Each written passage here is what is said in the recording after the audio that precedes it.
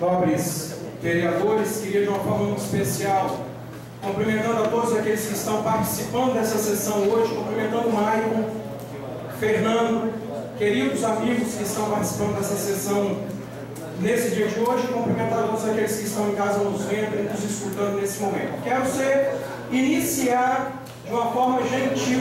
A primeira linha que eu quero apresentar, e se houver tempo de tratar na segunda também nesse momento, é a questão do requerimento que nós aprovamos hoje, da qual eu estou pedindo uma feira que seja colocada dentro do calendário turístico de Guarapari a criação da feira agrícola. Porque tem uma visão.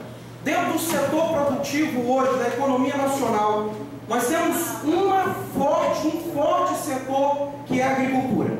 A balança comercial está se equilibrando em tudo aquilo que nós temos produzido na agricultura, porque nós somos líderes mundiais em uma série de produtos agrícolas. Trazendo isso para dentro da realidade nossa, no nosso município, para que nós tenhamos uma visão econômica para que os nossos produtores rurais, mesmo que sejam os familiares e os familiares, possam produzir e ter a possibilidade de gerar riqueza para o seu sítio.